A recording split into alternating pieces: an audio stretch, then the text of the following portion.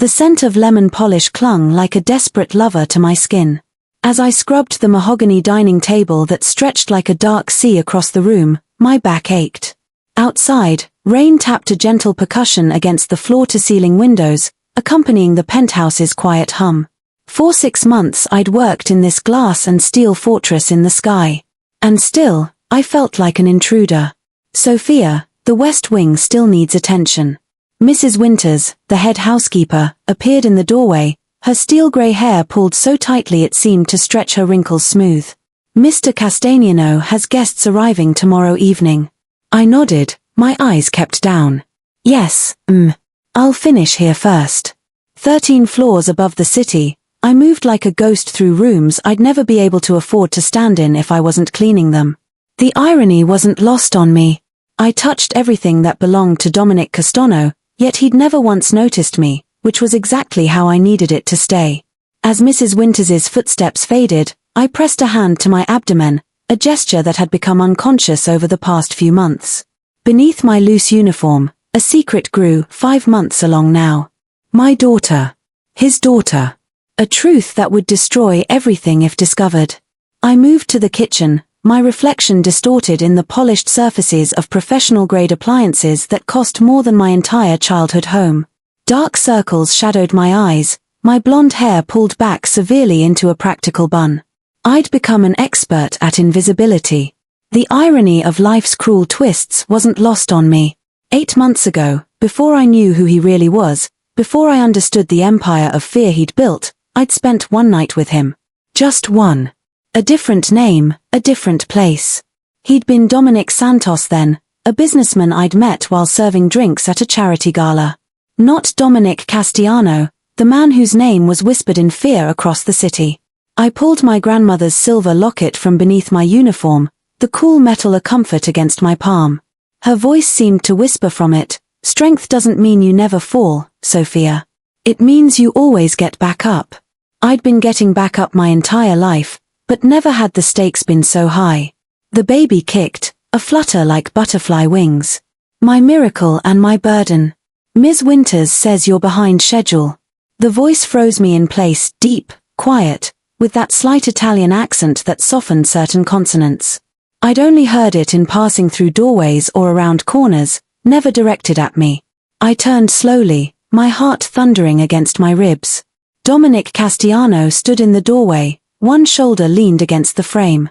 In his tailored charcoal suit, he looked like he'd stepped from the pages of a luxury magazine, but the hardness in his eyes told a different story.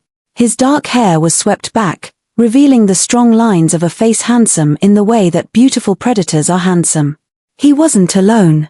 A man in a black suit, one of his ever-present security detail, hovered just beyond the doorway. "Mr. Castellano." I lowered my gaze, gripping the edge of the counter behind me. "I apologize. I'll work faster." He didn't respond immediately. The silence stretched until I risked glancing up. His eyes, dark as espresso, studied me with an intensity that made my skin prickle. Did he recognize me? No. Impossible. The lighting had been dim that night, and I looked different now, thinner, paler, my hair a different style. "You're new." It wasn't a question. 6 months, sir. His gaze swept over me, and I fought the urge to cross my arms protectively over my stomach. Instead, I forced myself to stand straight, hands at my sides, eyes properly lowered, as Mrs. Winters had instructed all staff to do in his presence. "What's your name?" he asked. "Sophia, sir. Sophia Reyes." A small crease appeared between his brows. "You look familiar." My throat constricted. "I don't think so, sir. I've mostly worked days when you're not home." He made a non-committal sound, then checked his watch, platinum, worth more than a year of my salary. "Carry on." Relief washed through me as he turned to leave, but then he paused, looking back over his shoulder. "The West Wing, there's no rush. I've cancelled tomorrow's meeting." Then he was gone, his security shadow following, leaving only the lingering scent of expensive cologne and the thundering of my heart. I released the breath I'd been holding, my legs suddenly weak. For 6 months I'd managed to avoid direct contact with him. And now this. Had he recognized me? No. If he had, his reaction would have been different. To him, I was just another servant. Forgettable. But he'd remembered my name. The small apartment I shared with my cousin Elena was a 30-minute bus ride from Castellano's luxury building. After swiping my key card at the employee exit, I pulled my coat tight against the November chill and hurried to the bus stop, constantly glancing over my shoulder, a habit I couldn't shake since learning who Dominic really was. My neighborhood was a patchwork of dollar stores, laundromats, and family-owned restaurants with fading signs. Our building stood between a bodega and a cash-checking place, the stairwell perpetually smelling of cooking oil and cigarettes. Home, such as it was. "That you, Sophie?" Elena called as I locked the door behind me. She appeared from the kitchenette, wooden spoon in hand, her nurse's scrubs still on from her hospital shift. Her eyes immediately went to my stomach. "How's my little niece today?" "Active." I smiled, the first genuine one of the day. "Like she's training for the Olympics." "All kickboxing." Elena was the only person who knew my secret, both about the baby and its father. She'd been horrified when I'd taken the job at Castellano's penthouse. But we both knew the irony. It was the perfect hiding place. Who would look for his unknown, pregnant one-night stand working as a maid in his own home? "You look exhausted," she said, returning to the small pot of beans she was stirring. "Sit before you fall." I sank onto our second-hand couch, kicking off my sensible shoes. "He spoke to me today." The stirring stopped. Elena appeared in the doorway, alarm widening her eyes. "Castellano? Directly?" I nodded, recounting the brief interaction. "Did he recognize you?" "I don't think so," I said, but uncertainty nagged at me. It was dark that night, and I had my hair down, wore makeup. I looked different. Elena set the spoon down and came to sit beside me. "Sophie, maybe it's time to reconsider. My friend in Phoenix said you could stay with her until—" "And do what?" I interrupted. "Have this baby with no job, no insurance, in a city where I know no one? The pay at Castellano's is better than anything else I could get. And the insurance," I trailed off, both of us knowing the reality. "Without that job, I couldn't afford proper prenatal care." "It's dangerous," Elena insisted. "If he ever found out." "He won't." I squeezed her hand. "I'm just another maid to him. Invisible." But as I said it, I remembered the intensity in his gaze, that moment of scrutiny that had felt like being under a microscope. Had there been a flicker of recognition? Later, in the shower, I let the hot water sluice over my aching body, one hand cradling my growing belly. Through the thin walls, I could hear the television. Elena had turned on a news report about another business that had mysteriously burned down after refusing protection from unnamed sources. I knew what that meant now. Castellano's empire wasn't built on legitimate business alone. The charities and corporate holdings were facades for something darker. That night, as I lay in bed, I remembered how I'd met him. The charity gala where I'd been hired to serve drinks, wearing a black dress that matched all the other servers. He'd noticed me, really seen me, when I'd caught a tray of champagne flutes that another server had knocked over. Somehow, I'd managed to save every glass, a feat of balance that had drawn applause from nearby guests. "Impressive reflexes," he'd said, appearing at my elbow as I set the tray down at the service station. I'd looked up into those dark eyes and felt something electric pass between us. He hadn't been wearing a wedding ring. He'd introduced himself as Dominic Santos, a real estate developer. His smile had transformed his face, softening the hard edges. We'd talked for only minutes, but when my shift ended, he'd been waiting outside. One night. One beautiful, passionate night where I'd felt seen for the first time in years. Then he disappeared, leaving only a hotel keycard and the memory of his touch. No number, no way to reach him. It had hurt, but I'd moved on until the pregnancy test 2 weeks later. It had taken me another month to discover who he really was, a photo in a business magazine at Elena's doctor's office. Dominic Castellano, not Santos, at the opening of a new luxury hotel. The article had mentioned his varied business interests and connections to old New York families. Euphemisms for what everyone knew, but no one said aloud. By then, I'd already decided to keep the baby. My baby. Mine alone. A sharp kick jolted me from my thoughts. Sure, little one, I whispered, stroking my belly. Everything's going to be fine. I promise. The lie tasted bitter on my tongue. The next morning dawned grey and threatening snow. I arrived at the penthouse early, as always, entering through the service elevator with 2 other maids. Mrs. Winters met us in the staff area, her clipboard already in hand. Change of plans, she announced. Mr. Castellano will be working from home today. Sophia, you'll handle the main living areas. Maria, the guest rooms need preparation for weekend visitors. Lucia, the kitchen and dining room. My stomach dropped. Mrs. Winters, I thought I was scheduled for the West Wing today. Her lips thinned. Mr. Castellano specifically requested you for the main areas. The other maids glanced at me with curiosity and something else, concern, perhaps. Everyone knew it was better to remain invisible to the boss. I moved through my tasks with mechanical precision, dusting shelves lined with leather-bound books that looked untouched, polishing surfaces already gleaming. The penthouse was eerily quiet, except for the occasional murmur of voices from Castellano's closed office door, where he and several men had been meeting since morning. Just before noon, the door opened. 4 men in expensive suits filed out, nodding deferentially to Castellano, who stood in the doorway. I kept my head down, focusing intently on arranging fresh flowers in a crystal vase across the room. Sophia. His voice carried across the space between us. I looked up, my hands stilling on the stems. Yes, Mr. Castellano. Bring coffee to my office. Black, no sugar. Right away, sir. As I prepared the coffee in the kitchen, I could feel my pulse racing. This was exactly what I'd been avoiding for months, direct interaction, being alone with him. I checked my appearance in the reflection of a cabinet door, making sure my uniform hung loosely enough to conceal my condition. Balancing the coffee cup on a silver tray, I approached his office door and knocked softly. Come in. Dominic sat behind a massive desk, his back to floor-to-ceiling windows that framed the city skyline. Snow had begun to fall, fat flakes swirling against the glass. The office was minimalist, all clean lines and muted colors with a few strategic pieces of art that probably cost more than most people made in a lifetime. I set the coffee down carefully, keeping my eyes lowered. Will there be anything else, sir?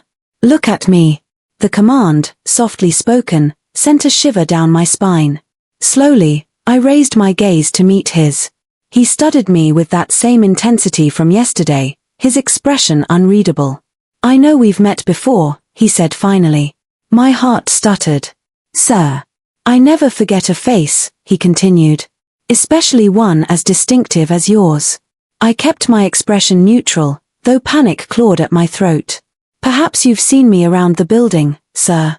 A slight smile curved his lips, not reaching his eyes. Perhaps. He picked up the coffee cup, took a sip, and nodded dismissively. That will be all. I turned to leave, relief flooding through me, when disaster struck. As I reached the door, my foot caught on the edge of the plush carpet. I stumbled, throwing out a hand to catch myself against the wall. The sudden movement sent a sharp pain through my abdomen, and I gasped, my other hand instinctively going to my stomach. The sound of a chair scraping back. Sophia. I straightened quickly, but the damage was done. I turned to find him standing, his gaze fixed on where my hand still rested protectively. Understanding dawned in his eyes, followed by something colder.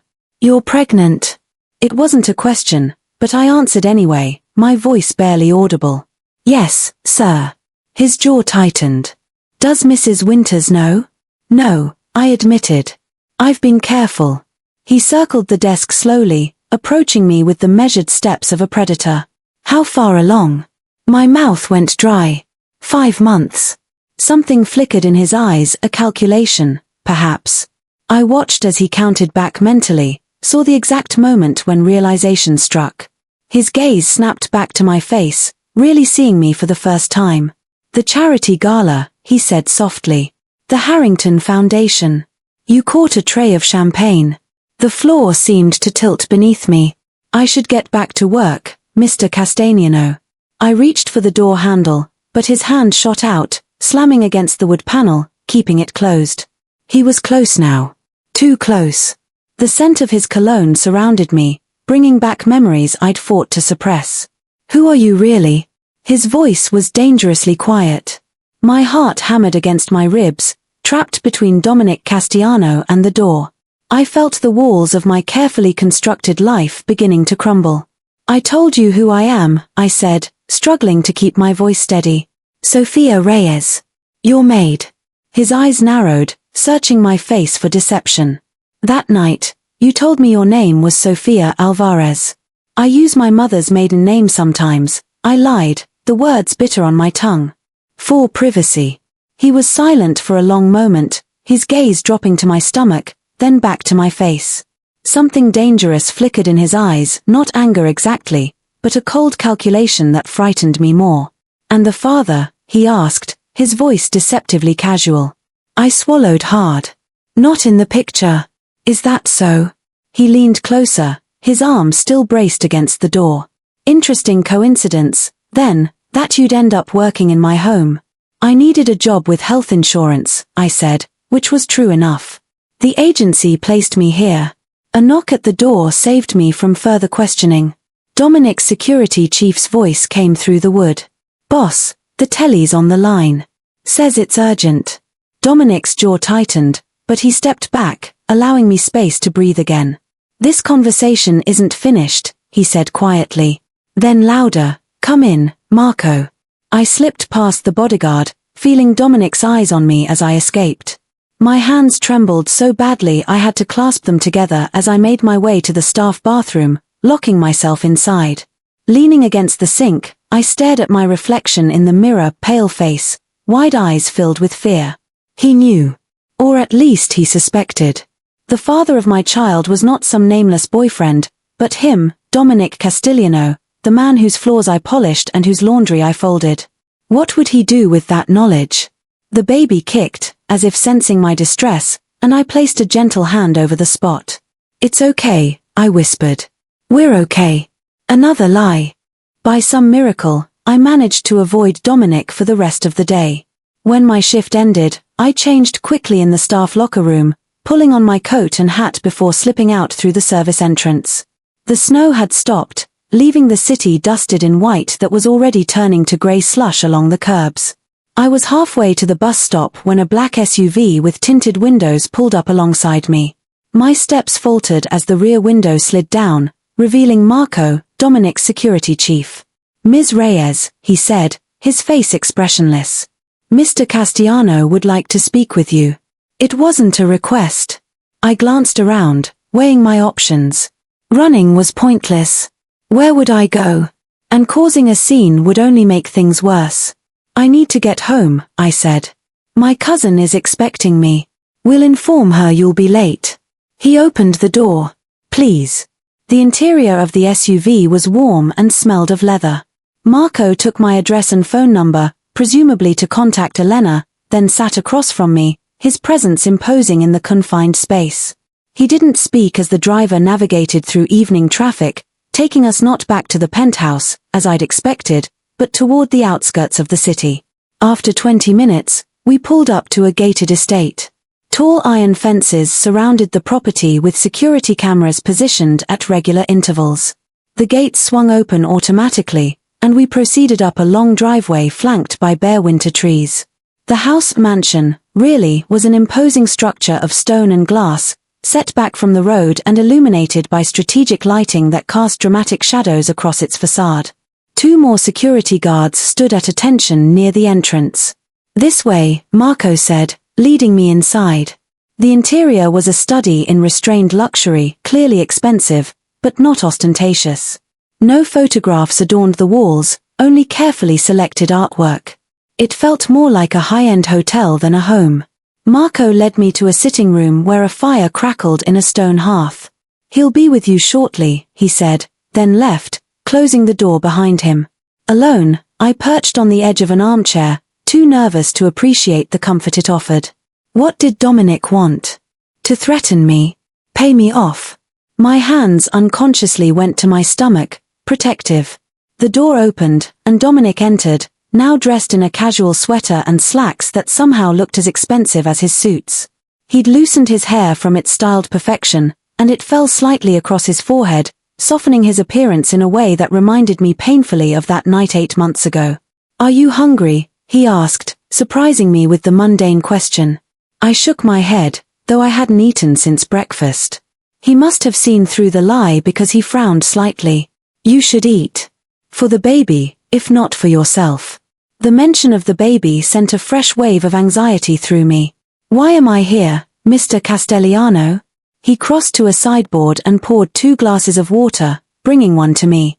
"Dominic," he corrected. "And I think you know why." I accepted the water but didn't drink. "I don't want anything from you." A smile, cold and without humor, curved his lips. "Is that why you infiltrated my home? Because you don't want anything." "I didn't infiltrate anything," I said, heat rising to my face. "I took a job. I needed work." "Of all the places in this city," he said, sitting across from me, "you just happened to end up in my employee. While pregnant with what could very well be my child."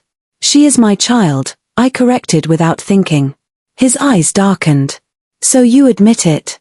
I set the water glass down with a sharp click. "I'm not admitting or denying anything. What I am saying is that this baby is mine. Mine to raise, mine to protect. If that child is mine," he said, his voice dangerously soft, "then it's a Castellano. Do you understand what that means?" I did, which was exactly why I'd hidden the truth. The baby of a man like him would never truly be free, would be born into a world of danger, violence, and moral compromise, a world I'd spent my life trying to escape. "I understand that you're a powerful man," I said carefully. "With powerful enemies. And you thought the solution was to keep my own child from me?" The edge in his voice made me flinch. "I didn't know who you were when we met," I said. "You told me your name was Santos, that you were in real estate. You disappeared after that night, left me with nothing but a hotel key card." He had the grace to look slightly abashed at that, but his expression quickly hardened again. "And when you discovered who I really was?" "I was already pregnant," I said. "And I'd already learned enough about Dominic Castellano to be terrified of him." A muscle ticked in his jaw. "What exactly do you think you know about me?" The fire popped loudly in the grate, sending sparks against the screen. Outside, the wind had picked up, driving fresh snow against the windows. "I know you're not just a businessman," I said quietly. "I know the restaurants and clubs and construction companies are just the surface. I know people disappear when they cross you." He leaned forward, elbows on his knees. "And knowing all that, you thought the best plan was to lie to me. To hide in plain sight and hope I wouldn't notice. Put that way, it did sound foolish, reckless even. But fear makes people do desperate things. I was afraid," I admitted. "Not just for myself. For her." His eyes dropped to my stomach. "Her?" Something in his voice made me look up. The hardness in his expression had softened almost imperceptibly. "It's a girl," I said. "I found out last month." He was silent for a long moment, his gaze still fixed on where his daughter grew beneath my heart. When he spoke again, his voice was different, still controlled, but with an undercurrent I couldn't quite identify. "You'll stay here tonight," he said, rising. "We have things to discuss, but you need rest and food." It wasn't a request. Before I could protest, he'd pressed a button on the wall, and a middle-aged woman appeared almost instantly. "Maria will show you to a guest room," he said. "I have business to attend to, but I'll have dinner sent up. We'll talk in the morning." "My cousin," I began, "has been informed that you're safe and will be home tomorrow," he cut in. "Marco has seen to it." With that, he left, and I found myself following Maria up a sweeping staircase to a bedroom larger than my entire apartment. The four-poster bed was made up with linens that felt like clouds when I tentatively touched them. A bathroom adjoined the bedroom, complete with a soaking tub and shower that could have fit 3 people. "Mr. Castellano said to make yourself comfortable," Maria said, opening a closet to reveal a selection of women's clothing in various sizes. "Dinner will be up shortly. Is there anything else you need?" I shook my head, too overwhelmed to speak. When she left, I sank onto the edge of the bed, finally allowing tears to spill down my cheeks. Everything I'd feared had come to pass. Yet here I was, not dead or threatened, but installed in a luxury guest room like some sort of precious object. That thought sent a chill through me. Was that what I was now? Another possession for Dominic Castigliano to control. Dinner arrived on a covered tray, a fragrant pasta dish, salad, bread still warm from the oven, and a dessert of fresh berries and cream. Despite my anxiety, hunger won out, and I ate every bite. Afterward, I took a long shower, letting the hot water soothe my aching back. The borrowed nightgown fit loosely over my bump, the silk cool against my skin. I climbed into the enormous bed, certain I wouldn't sleep a wink. Yet, exhaustion claimed me almost immediately, pulling me down into darkness. I woke to sunlight streaming through partially opened curtains. For a moment, I didn't recognize where I was, reaching instinctively for the familiar shape of my narrow bed at home. Instead, my hand met expensive sheets and empty space. Reality crashed back. Dominic's house. His discovery. The precarious position I now found myself in. A soft knock at the door startled me. "Come in," I called, pulling the covers higher. It wasn't Maria, but Dominic himself who entered, already dressed for the day in another impeccable suit.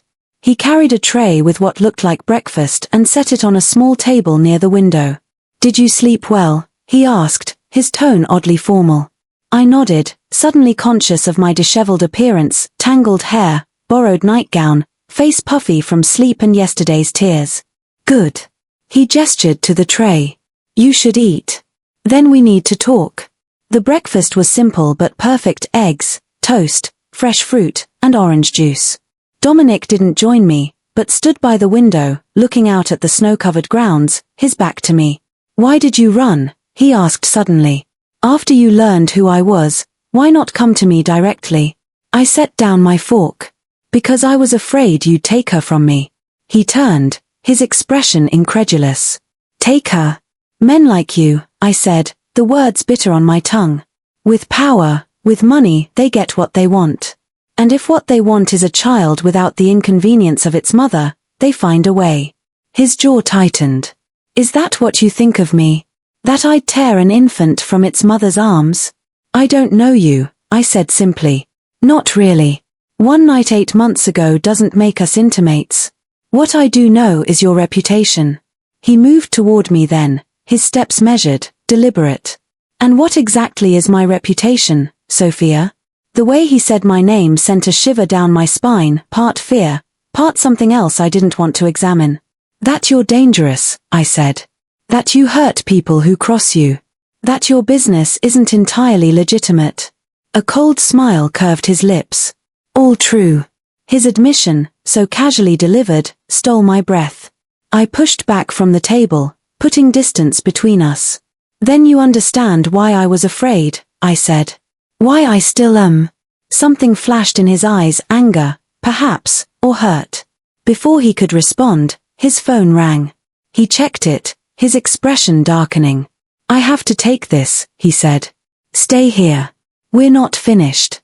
As soon as he left, I was on my feet, moving to the closet to find something to wear. I had to get out of here, back to Elena, back to some semblance of control over my own life. The borrowed jeans fit over my bump, and I found a sweater loose enough to be comfortable. I was lacing up my boots when the door opened again. I expected Dominic, but it was Marco who entered, his expression grave. "Miss Reyes," he said. "Mr. Castigliano asked me to escort you home." Relief washed through me. "Now?" He nodded. "He's been called away on urgent business.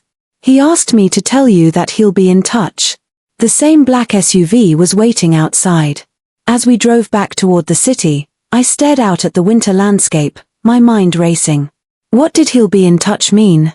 What happened next? Marco remained silent until we reached my apartment building. As he opened my door, he finally spoke. "Mr. Castigliano values family above all else," he said, his voice oddly gentle. "Remember that." Was it a warning or reassurance? I couldn't tell. Elena rushed to the door as I entered, pulling me into a fierce hug. "Dios, Sophie, I was so worried. That man who called said you were with Castigliano." "I'm okay," I assured her, though I wasn't sure that was true. But he knows, Elena. About the baby. Her face paled. What happened? Did he hurt you? No, I said, sinking onto our couch. He was. I don't know. Controlled. Cold at times. But not violent.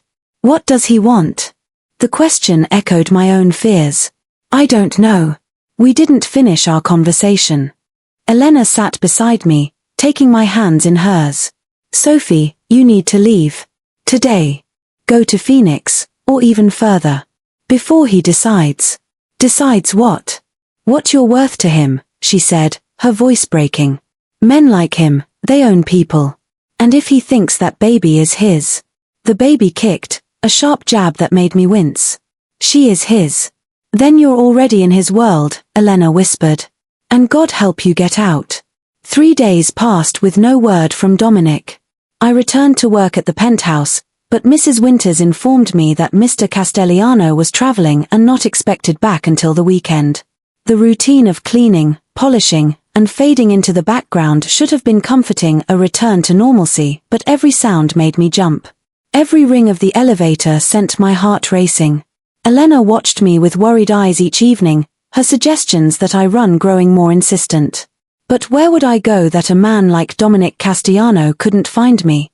And more importantly, did I want to spend my life looking over my shoulder, raising my daughter in fear? On the 4th day, as I was changing the linens in one of the guest bedrooms, Mrs. Winters appeared in the doorway. Sophia, she said, her tone unusually gentle. You have a visitor in the staff room. My hands stilled on the sheets. A visitor. A Mr. Marco Russo.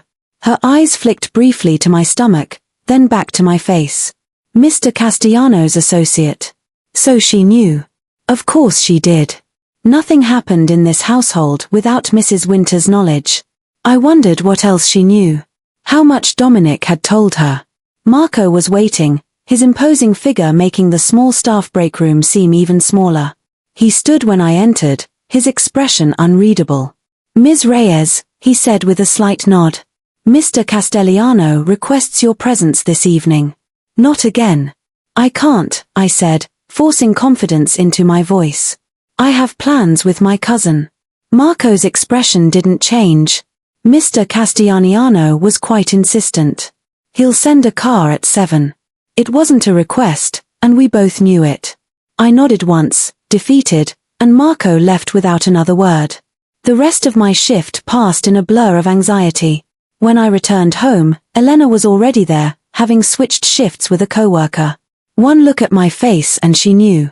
He's summoning you again, she said, the words flat with resignation. I nodded, moving to our small bathroom to shower. A car is coming at 7 o'clock. Elena followed, leaning against the doorframe as I turned on the water. And if you refuse? We both knew the answer to that. Men like Dominic Castellano weren't accustomed to hearing no. I have to know what he wants, I said, more to convince myself than her. What he intends to do. Elena's eyes glistened with unshed tears. Just promise me something, Sophie. Promise you won't let him separate you from that baby. I placed a hand over my swollen belly, feeling a tiny foot or elbow press against my palm. Never, I whispered. I promise. At 7 o'clock precisely, a different car arrived, not the SUV, but a sleek black sedan with a driver who introduced himself as Anthony. He held the door for me with professional courtesy, then sealed me inside the warm interior. As we pulled away from my building, I caught a glimpse of Elena watching from our window, her face a mask of worry. This time, we headed not to the estate, but to a restaurant in the heart of the city. The building was unmarked except for a small brass plaque reading Vincenzo's. A doorman opened my car door and escorted me inside, where a host was already waiting. Ms. Reyes, he said with a deferential nod. Mr. Castellano is expecting you. The restaurant was dimly lit and intimate, with only about a dozen tables, most of them occupied by well-dressed couples and groups speaking in hushed tones. The host led me to a private alcove in the back, separated from the main dining room by heavy velvet curtains. Dominic rose as I approached, dressed in a charcoal suit that emphasized the breadth of his shoulders. Something flickered in his eyes as they swept over me. I'd worn the nicest dress I owned, a simple black wrap style that accommodated my growing belly. "Sophia," he said, coming around to pull out my chair. "Thank you for coming." As if I'd had a choice. But I simply nodded, allowing him to seat me before he returned to his own chair across the small table. A waiter appeared immediately, pouring water and presenting menus. Dominic ordered wine for himself and sparkling water for me without asking, then turned to me once we were alone. "You look well," he said, his eyes moving to my stomach. "How are you feeling?" The polite question, so at odds with the power dynamic between us, caught me off guard. "Fine," I answered cautiously. "The baby is very active." Something softened in his expression. "Is she kicking?" I nodded, unconsciously placing a hand over the spot where my daughter was currently doing what felt like gymnastics. Dominic watched the movement with undisguised fascination. "May I?" he asked, his hand hovering over the table. The request was so unexpected that I froze, unsure how to respond. This was the man I'd been hiding from for months, whose power terrified me. Yet, here he was, asking permission to feel his child move. Slowly, I nodded. He moved his chair around the table, closer to mine, and reached out with a tentative hand.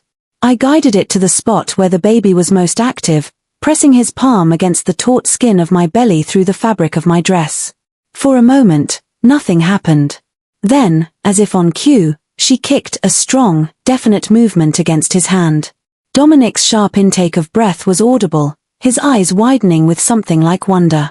"That's," he began, then seemed at a loss for words. "Your daughter," I finished for him, my voice barely above a whisper. Our eyes met, and for a moment we were just two people connected by the miracle growing beneath our joined hands. Not employer and employee, not powerful man and vulnerable woman, just a father and mother, feeling their child move for the first time together. The waiter's return broke the spell. Dominic withdrew his hand and moved back to his side of the table, his expression once again composed as he ordered for both of us after a brief consultation. When we were alone again, he leaned back in his chair, studying me with those dark, unreadable eyes. "I've had you investigated," he said without preamble. The blunt admission sent ice through my veins. "Investigated?" He nodded, taking a sip of his wine. "Sophia Reyes, 26.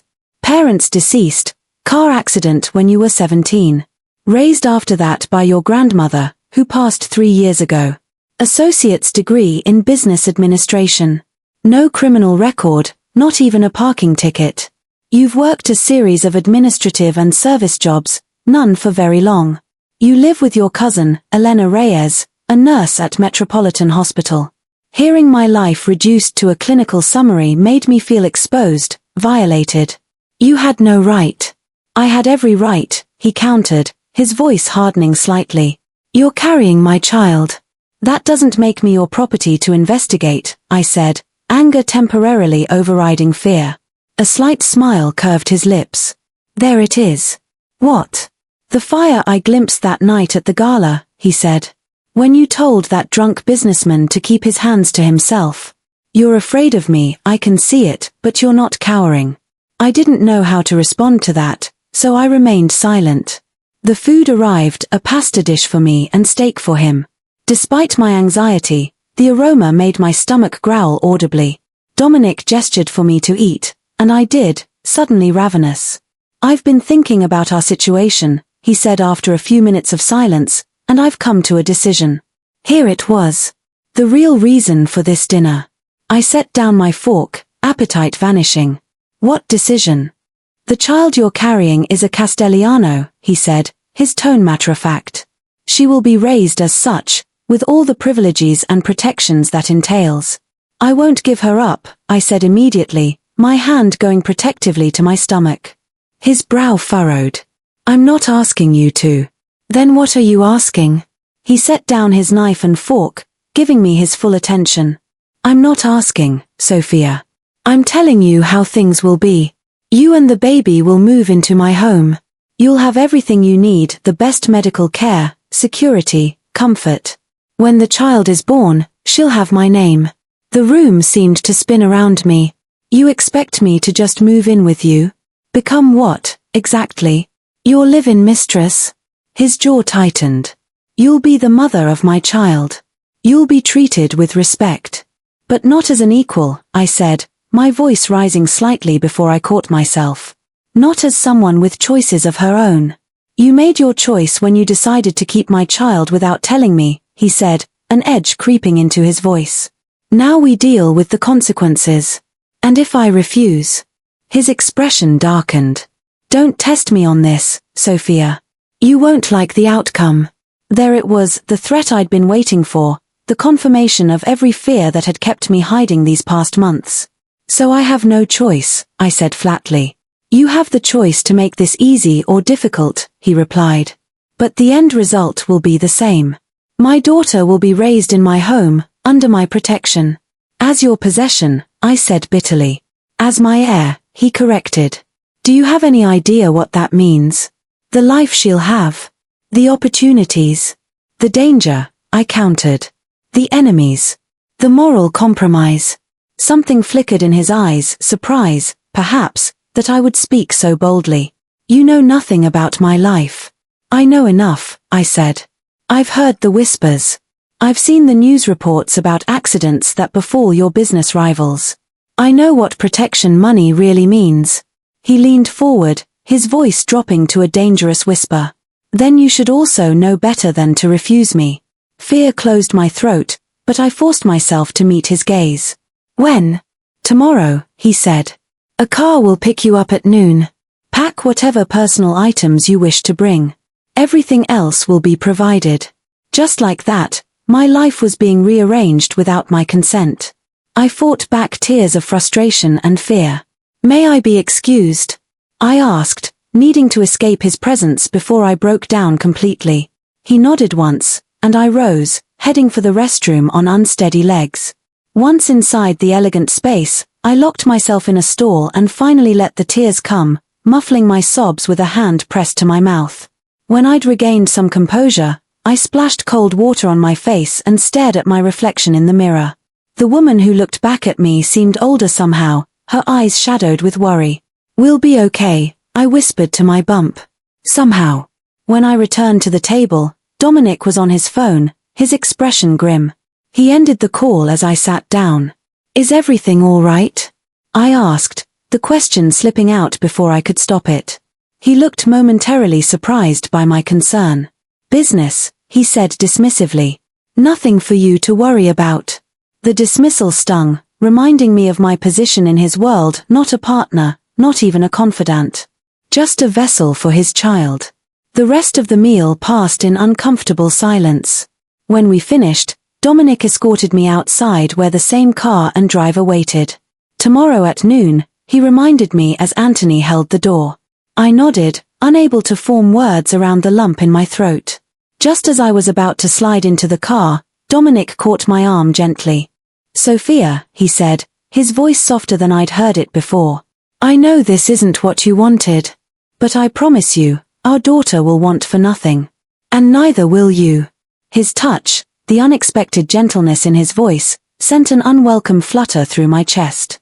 I pulled away quickly, ducking into the car without responding. As we drove away, I watched his figure grow smaller in the rear window, standing still in the cold night air, watching until we turned a corner and disappeared from view. Elena was waiting up, pacing our small living room when I entered. She rushed to me, searching my face for clues. What happened? She demanded. What did he want? I sank onto the couch, suddenly exhausted. He wants me to move in with him. Tomorrow. Her face paled. Dios mio. And if you refuse? He didn't say exactly, I admitted. But the threat was clear enough.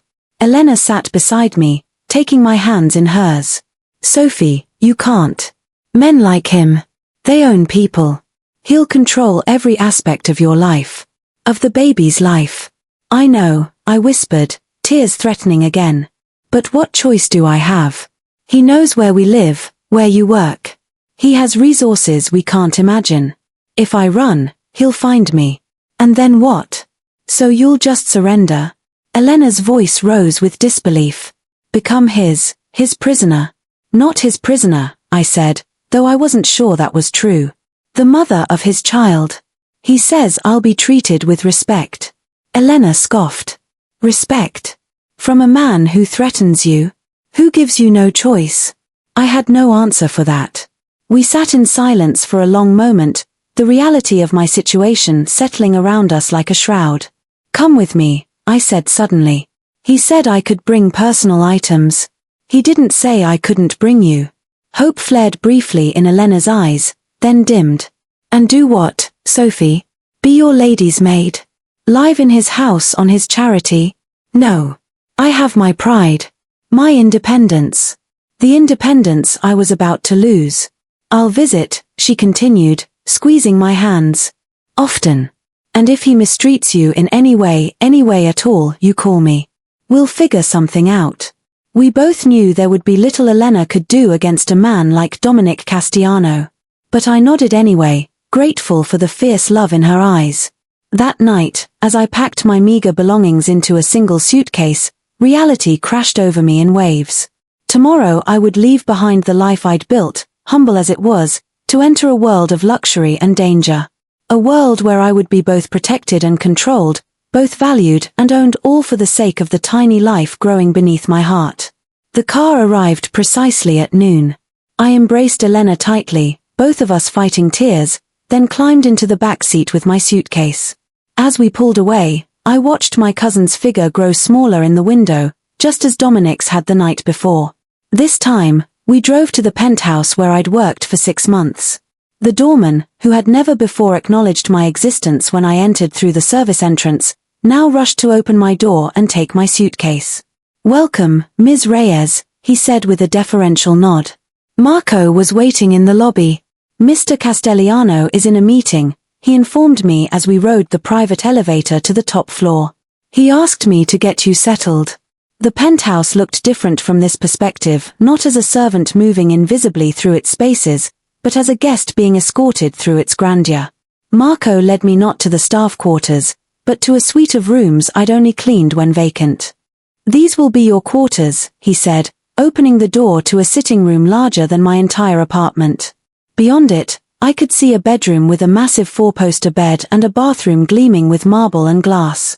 Your things have been unpacked, Marco continued, gesturing to a walk-in closet where my few items of clothing looked lost among racks of new garments, tags still attached. Mr. Castellano took the liberty of having some appropriate items purchased for you. If anything doesn't fit or isn't to your taste, Maria can arrange alternatives.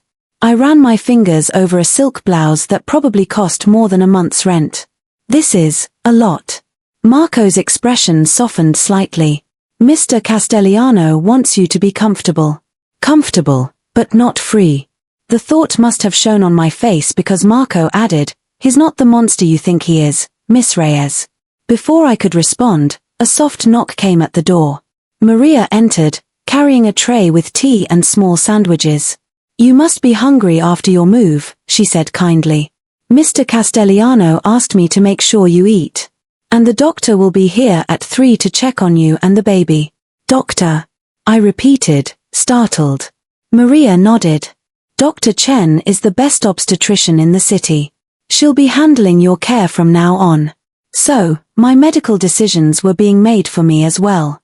I nodded mutely, overwhelmed by how quickly control of my life was slipping away. After Maria and Marco left, I explored my new quarters, a gilded cage. Beautiful, but still a cage. The sitting room featured comfortable furniture, bookshelves stocked with volumes I suspected had been chosen specifically for me, how much investigation had Dominic's people done, and a television discreetly hidden in a cabinet.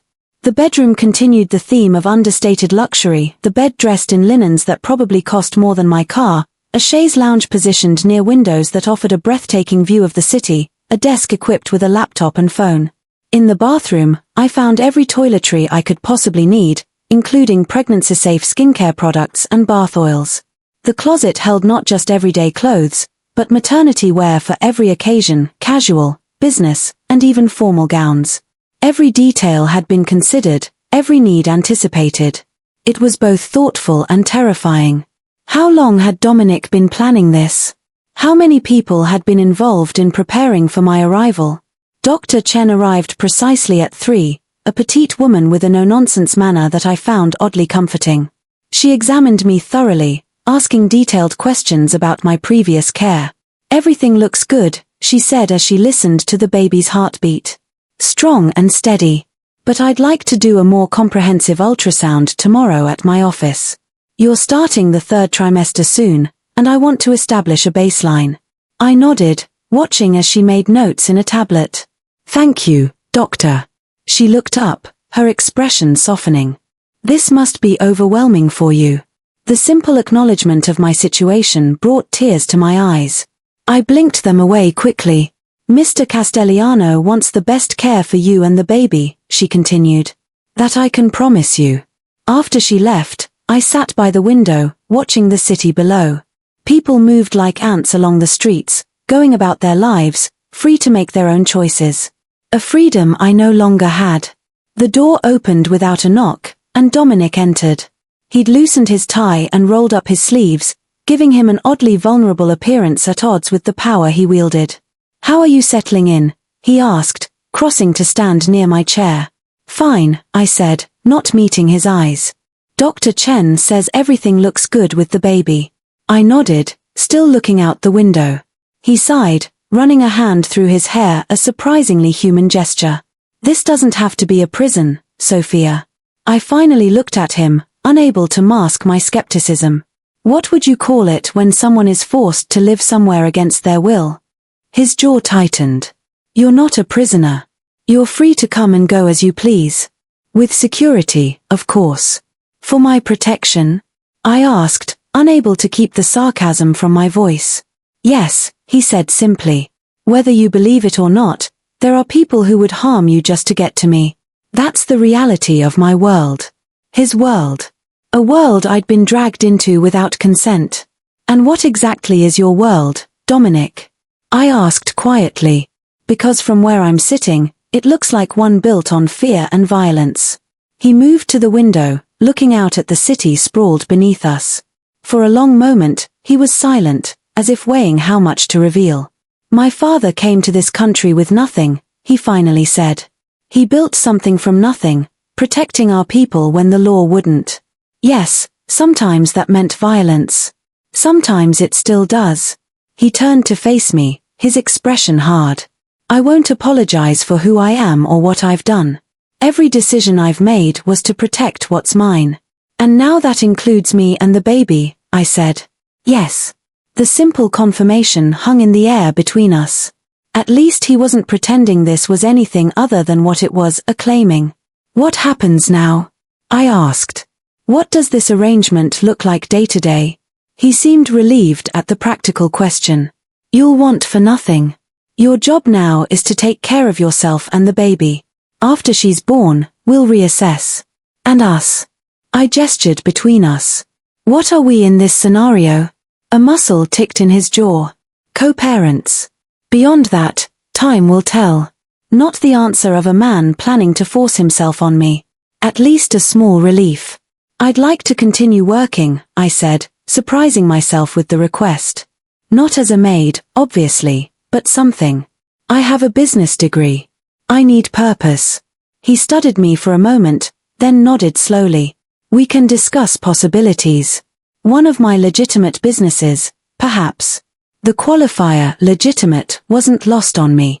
A reminder of the darker aspects of his empire that would always exist in the shadows of our lives. "And Elena?" I asked. "I want to see her regularly."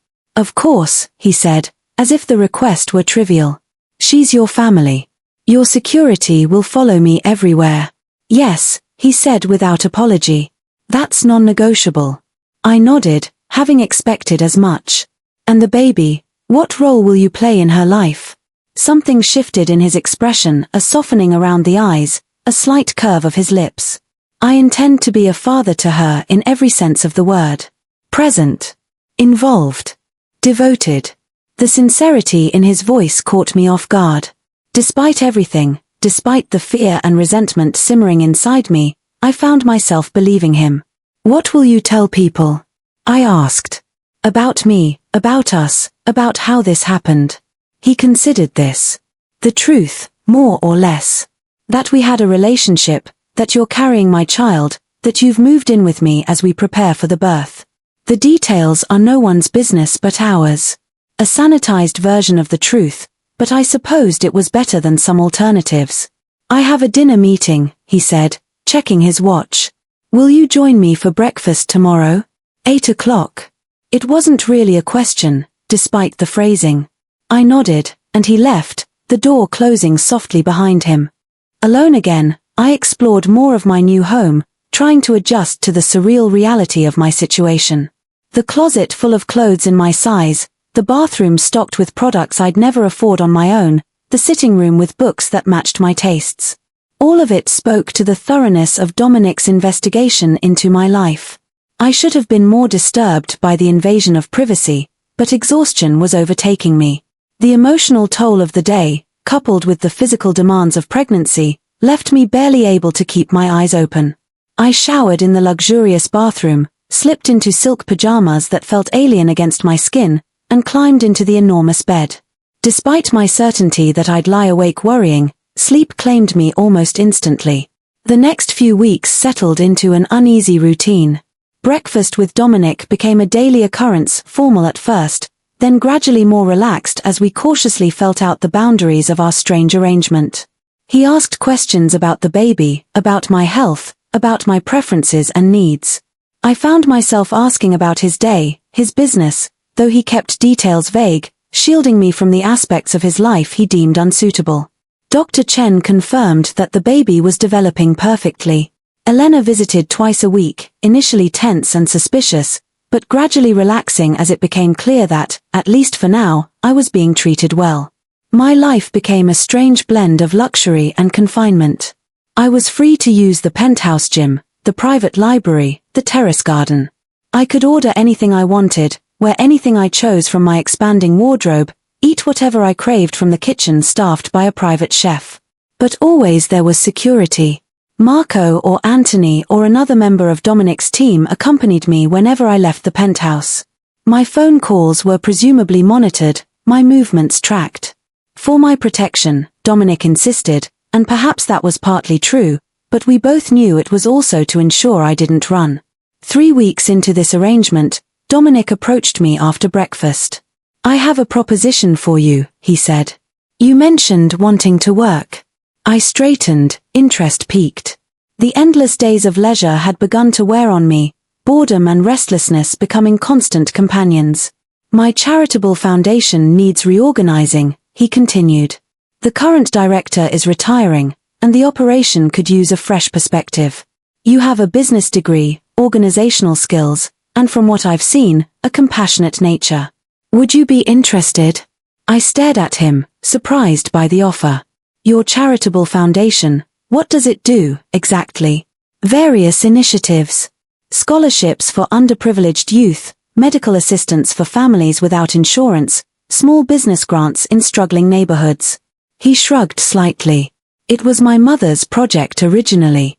I've maintained it, but it needs attention. And you'd trust me with that? I couldn't keep the skepticism from my voice. A slight smile curved his lips. You're carrying my child, Sophia. If I can trust you with that, I can trust you with a foundation. Put that way, it made a certain sense. Still, I hesitated. Would this be a real position with actual responsibilities and authority, or a make-work job to keep me occupied? His eyes narrowed slightly at my challenge, but he answered evenly. Real work. Real responsibility. Real impact. You'd report to me, of course, but day-to-day decisions would be yours. The opportunity to do meaningful work, to have some purpose beyond incubating Dominic's heir, was too tempting to refuse. Yes, I said. I'm interested. He nodded, seemingly pleased. Good. I'll have the files brought to you today. Take some time to review the current projects, get a feel for the organization. When you're ready, we'll discuss your ideas. It was the first time since moving in that I felt something close to excitement. Having meaningful work, being trusted with responsibility, it was a small step toward reclaiming some sense of self. The foundation files revealed an organization larger and more impactful than I'd expected. Millions of dollars flowed through it annually, funding everything from after-school programs to healthcare initiatives.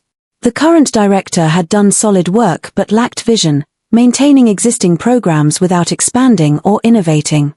I threw myself into learning everything about the foundation, identifying inefficiencies, imagining new possibilities. It gave me purpose, a focus beyond my circumstances. Something shifted in his expression, surprise, followed by a warmth I'd rarely seen. He moved to sit beside me on the couch, close enough that I could smell his cologne. "Sophia," he said softly, "after everything, why would you care what happens to me?" It was a fair question. Why did I care? This man had upended my life, had essentially forced me into a gilded cage.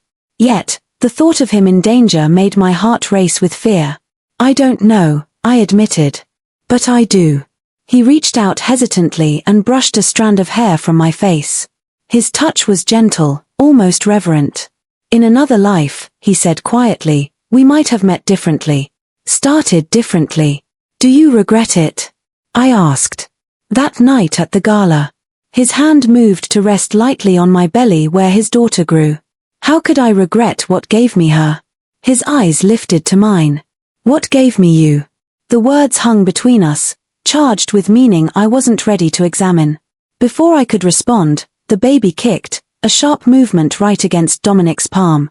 He smiled, a genuine expression that transformed his face, softening the hard edges. "She knows her father," I said, my voice barely above a whisper. Something vulnerable flashed in his eyes. "I want to be worthy of her, Sophia. Of both of you." He leaned forward slowly, giving me time to pull away. When I didn't, his lips met mine in a kiss so gentle it barely qualified as one. A whisper of contact, a question more than a demand. When he pulled back, his expression was uncertain, almost vulnerable. It struck me then that for all his power, all his control, Dominic Castellano was just a man, flawed, complex, capable of both cruelty and tenderness. "Be careful," I said softly. "Come back safely." He nodded once, then stood. At the door, he paused, looking back. "Get some rest. I'll see you before I leave in the morning." After he was gone, I sat for a long time, trying to understand the tangle of emotions inside me. Fear, resentment, and something else. Something I wasn't ready to name. Something that felt dangerously close to caring. Dominic was gone for 4 days. 4 days of increasing tension as I caught snippets of hushed conversations among the security staff, as Marco's expression grew more grim with each passing hour, as Elena's worried calls went unanswered because I had nothing to tell her. On the 5th day, past midnight, I was awakened by voices in the penthouse, urgent, tense. I threw on a robe and opened my door to find Marco speaking rapidly into his phone while 2 other security men moved with purpose through the living area. "What's happening?" I asked, my hand automatically going to my belly. Marco turned, his expression grave. "Ms. Reyes, please return to your room. Everything is under control." "Where's Dominic?" I demanded, fear making my voice sharp. Before Marco could answer, the elevator doors opened and Dominic himself stepped out, flanked by more security. He was pale, with dark circles under his eyes, and he held himself stiffly, as if in pain. Relief crashed through me so intensely that my knees nearly buckled. "You're back," I said, the words inadequate for the emotion behind them. His eyes found mine across the room, and something in his expression softened. "Sophia," he said, his voice rough with exhaustion. "You should be resting." I moved toward him without thinking. "Are you hurt?" "Nothing serious," he said, but the tightness around his mouth suggested otherwise. Marco cleared his throat. "Boss, the doctor is on his way up." Dominic nodded, then gestured for the security team to give us space. When they had retreated to a respectful distance, he reached for my hand. "I'm sorry if you were worried," he said quietly. "What happened?" I asked, studying his face, cataloguing the new lines of strain around his eyes. "Business," he said simply. "Resolved now." I knew better than to press for details. Whatever business had kept him away for 4 days had brought him home looking haunted and in pain was part of the world he deliberately kept me sheltered from. "You should sit," I said, noticing how he was favoring his left side. "Until the doctor arrives." He allowed me to lead him to the couch, sinking onto it with a barely suppressed grimace. Up close, I could see a bruise darkening his jaw, a small cut at his temple. "It looks worse than it is," he said, catching my concerned gaze. I wasn't sure I believed him, but before I could respond, the elevator opened again, admitting a stern-looking older man with a medical bag. "Mr. Castellano," the doctor said with a nod. "Shall we?" Dominic squeezed my hand once, then released it. "Get some rest, Sophia. I'll see you in the morning." It was a dismissal, gentle but firm. I retreated to my room but didn't sleep, listening instead to the murmur of voices, the movement of people through the penthouse, the eventual quiet that settled over everything in the small hours of the morning.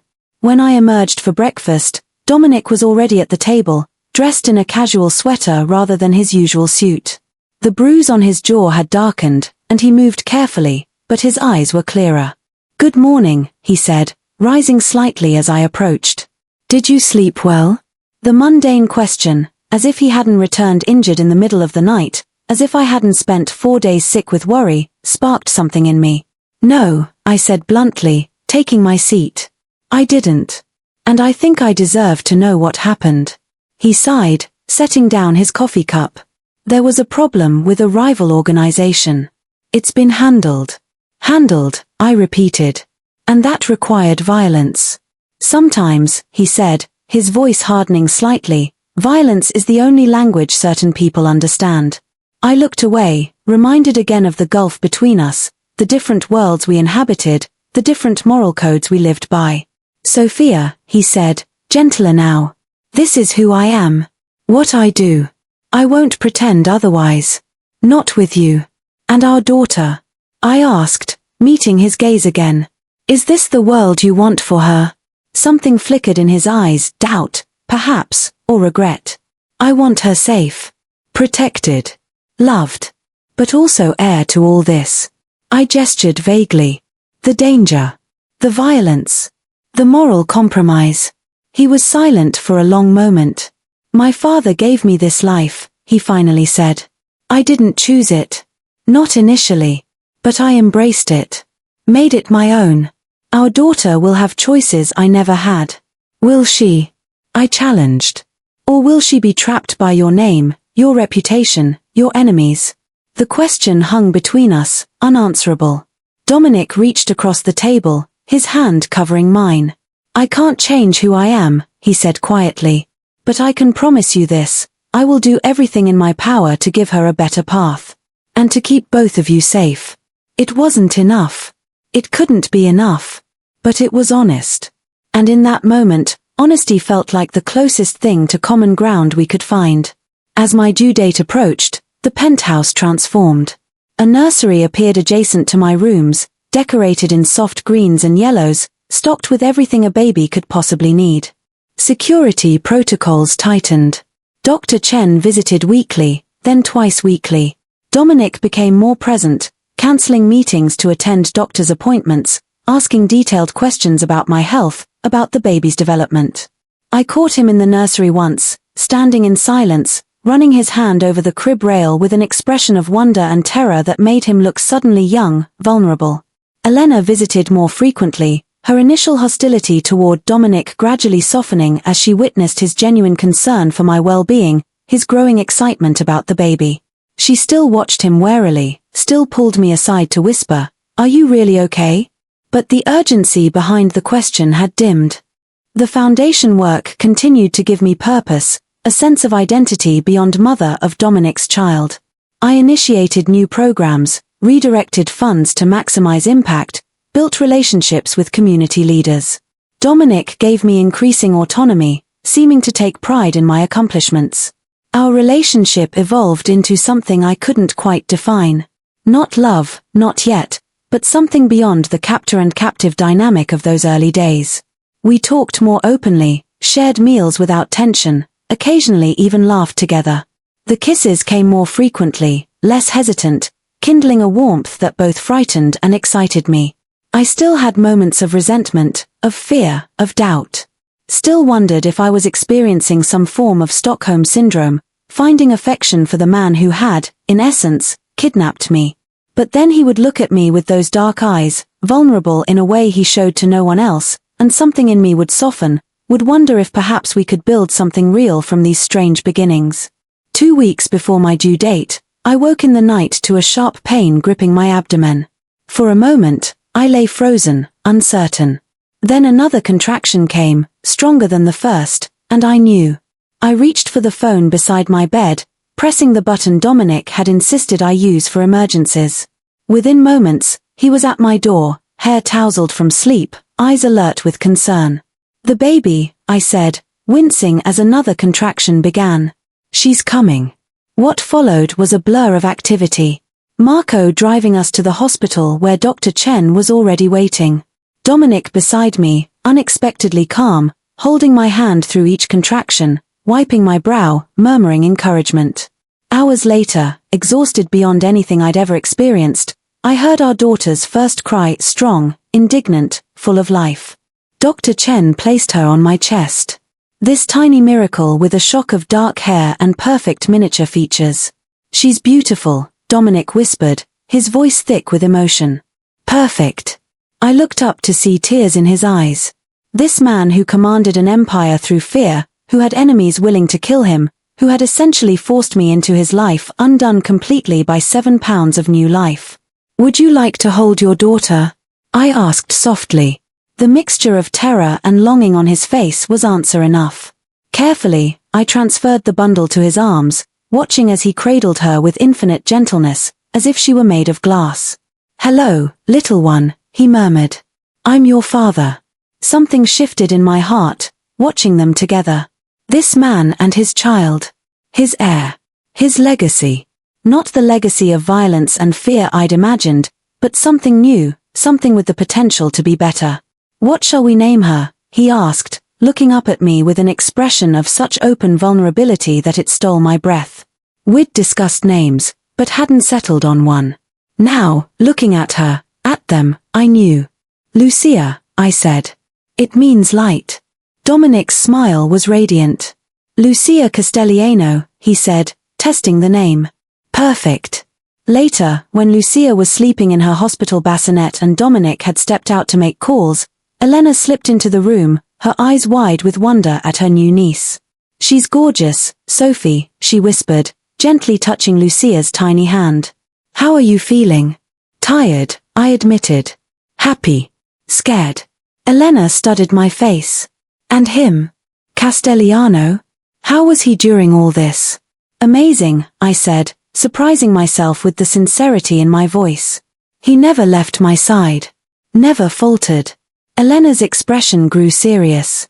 "Do you love him, Sophie? After everything?" Did I? The question I'd been avoiding for months. The man who had upended my life, who had given me no choice but to enter his world. The man who had also given me purpose through the foundation, who looked at me like I was precious, who had held my hand through every contraction, who had wept at the sight of his daughter. "I don't know," I answered honestly. "It's complicated. But I could. Someday." Elena nodded slowly. "As long as it's your choice. That's all that matters. Choice." The thing Dominic had taken from me, and the thing I was slowly reclaiming, piece by piece. When he returned, Dominic carried a small velvet box. His expression was uncharacteristically nervous as he approached my bed. "What's that?" I asked, nodding toward the box. He sat beside me, turning the box over in his hands. "A gift. For Lucia. And for you. If you want it." He opened the box, revealing a delicate diamond ring. My breath caught. "This isn't a proposal," he said quickly. "Not yet. I know we have a long way to go, you and I. This is a promise. To Lucia, to give her the family she deserves. To you, that I will earn your trust, your forgiveness, your love, if you'll ever give it." I stared at the ring, then at him, seeing not the feared Mafia boss, but the man beneath, flawed, complex, capable of both darkness and light. "I can't wear it," I said softly. "Not yet." Pain flashed in his eyes, but he nodded, accepting. "When you're ready. If you're ever ready." He closed the box and set it on the bedside table. "It will be here, waiting. Just like I will be." Lucia stirred in her bassinet, and we both turned to her. This tiny being who had brought us together, who had changed everything. "We're a family now," Dominic said, his gaze moving from our daughter to me. "However unconventional. However imperfect." "A family," I echoed, testing the word, finding it fit better than I'd expected. As Dominic lifted Lucia gently from her bassinet, cradling her against his chest with such tender care, I realized that Elena was right. Choice was what mattered. And while my initial entry into Dominic's world had been choiceless, every step forward would be my decision. The future stretched before us, unwritten. A powerful man learning to be a father. A woman reclaiming her agency. A child who might bridge two worlds. Nothing certain except that the path would be neither simple nor straight. But looking at Dominic with our daughter, seeing the love transform his face, I felt something unfurl within me. Not forgiveness, not yet, but possibility. The possibility that from these strange, dark beginnings, something bright might grow. A new family. A new legacy. A new light in the darkness. Lucia. Our light.